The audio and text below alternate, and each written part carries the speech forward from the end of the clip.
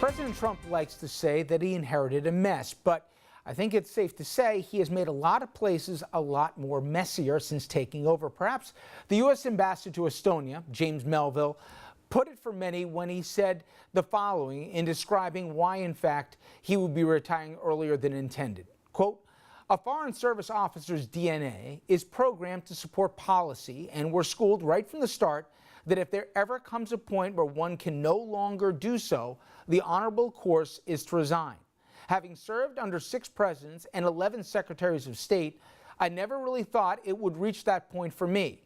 For the president to say the EU was set up to take advantage of the United States, to attack our piggy bank, or that NATO is as bad as NAFTA is not only factually wrong, but proves to me that it is time to go."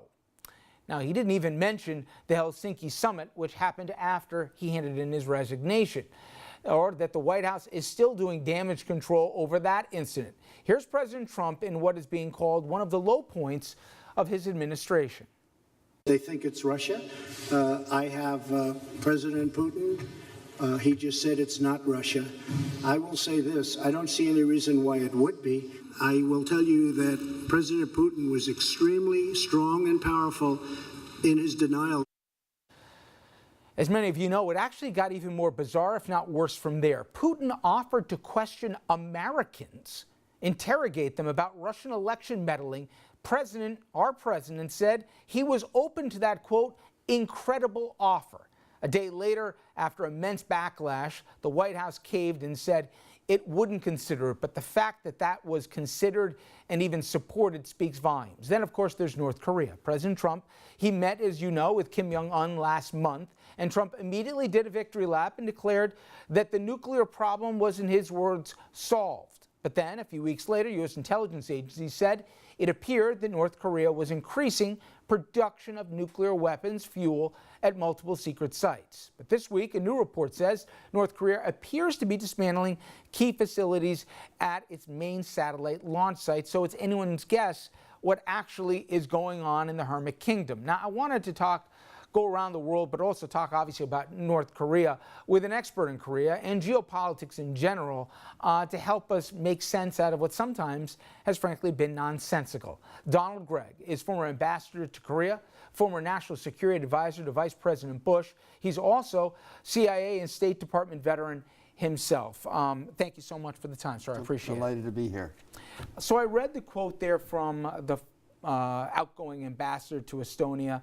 It should be mentioned that Ambassador Feely from Panama said many of the same things in saying why he couldn't stay on. And not to date you, but you've seen administrations come and go. You've seen many different secretaries of state, let alone commanders-in-chief. Have you seen a time in the Foreign Service where not just morale is so low, but there's a dispiriting sense as to what they were raised on in terms of who America is and our role in the world than there is right now? That's an interesting way of putting it, and it hits on a number of feelings that I have. I think America has a tremendously important role to play in the world, and I'm not particularly happy with the way that we're playing it at this point. Your life's work, though, has been messaging in different places who we are, what we stand for, and why we're different than everybody else. Right. I mean, one of the more powerful lines I ever heard was after World War II, and we did the Marshall, we didn't want to take territory. We wanted a place to bury our dead. We went in our own pocket for the Marshall Plan to the benefit of the United States long term, but to the benefit of the world. Everything I've heard out of this administration is, what's in it for me? And I like certain guys that may not be in your ballpark allies, but they're in my self-interest. I don't know. I'm about 50. I haven't seen this before. It doesn't sound good or look good. I would agree with you very much. I am uncomfortable with this regime. I have worked with a number of different presidents. They're a mixed bag, but I'm very uncomfortable with this regime, and I'm not at all certain what they stand for. and what I am expected to represent when I come to a program like this. So what I am comfortable in representing is how I feel about what I see. I don't have any message that I've been given to carry, and I'm very glad I don't, because I think that any message I got from them I would have to think very hard about. So here's the part for the public that hasn't served in the positions that you do that makes this confusing. Yesterday, Secretary Pompeo testified before the Senate among a multitude of things, but you know, the Secretary of State said, in fact, in so many words, when people were pressing on Helsinki, et cetera, he said, hey, wait, look at the policies. Don't listen to the words. Implication being, don't listen to what the president says, just look at the policies. I got to imagine that when you go to world capitals, they're listening to what the president says, not just the policies on our book. How do they navigate between one day saying one thing, the next day taking a different position, embracing people that are against their security, and then the next day putting out a statement, it's all fake news, what people hear on television? Forget about us here. What do they say in Tokyo, in Paris, in Rome? How do they figure out who's on first?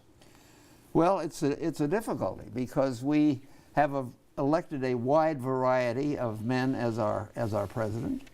And it's, I think, been very difficult for some of our representatives to represent some of our presidents particularly well. I would have found it, interestingly enough, I would have found it difficult to meet Nixon. I think he had deep intelligence, and he knew how to use it, and I was very frank with him about how I had felt about him when he was president. And he said, I can understand that, but I'm glad that we're having a good conversation now. But he had an intellectual curiosity, which is the norm, not the exception, for presidents. By all accounts, the daily briefings now, if they don't have pictures in them and you can't put them in 2 paragraphs, there's an absence of interest. I'm not trying to be a wise guy here. How do you conduct geopolitics and be willing to go to places where prior presidents haven't if you don't know what's really going on and the backstory to it? It's not a transaction on a reality show. That to me is dangerous. And you lived your life on facts and the backstories and the intel and everything else. If you don't go in with that, how do you go about changing the world order? Well, it's been very difficult under certain presidents to know what to say, because we have elected a wide variety of people to the Oval Office. I think the current incumbent would not be high on my choices.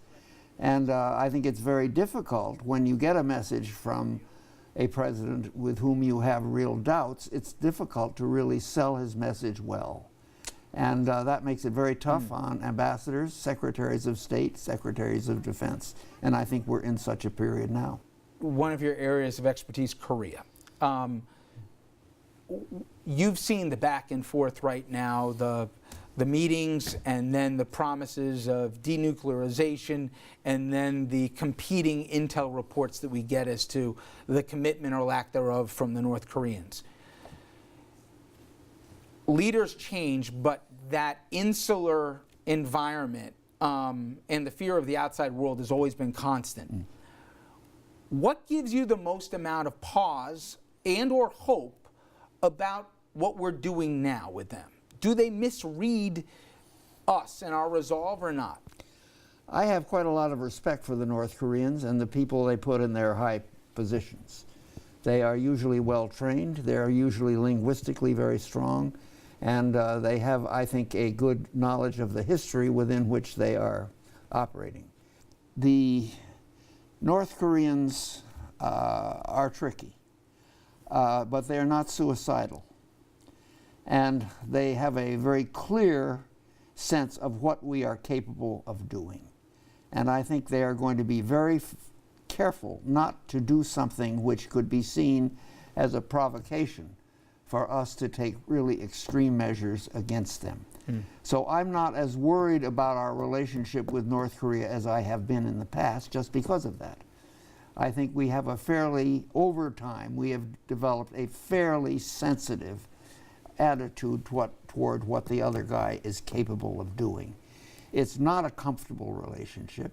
It never has been, never will be, but I think it is not nearly as scary as it has been. I remember at one point where things looked very wary with the North Koreans. I don't feel that now. I think they are better citizens of the world. They still got a long way to go, but I think their understanding of what goes on and their perception of what their role is has become more sophisticated, and that's better.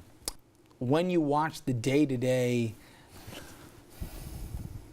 craziness, do you find yourself concerned, or do you think that this is a blip on the historical radar, we'll be fine? Are you worried just the topsy-turviness of, you knew who, for a generation, we were pretty comfortable, here are our allies, here are our enemies, and sometimes the deck chairs will change a little bit.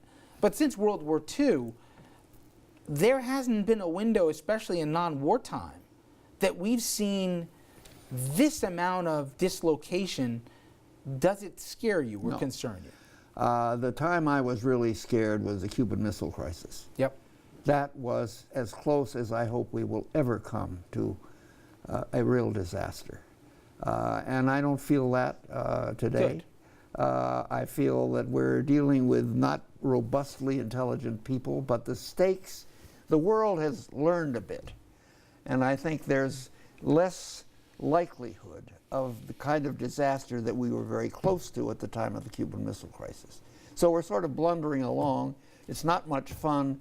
It's sort of disgusting in some ways, but it's not nearly as dangerous as it used to be. All right. Your lips to God's ears. Ambassador, thank you so much. I appreciate it. All right, we're going to pivot from the global to the local. When we come back, remember the Metro North crash at Spuyten Duyvil? It killed 4 people. Well, the technology existed then and certainly now that could have prevented that tragedy. But still, Metro North hasn't installed it. They're missing yet another deadline to get this done. We'll take a look at the fallout and the implications with the guys after this.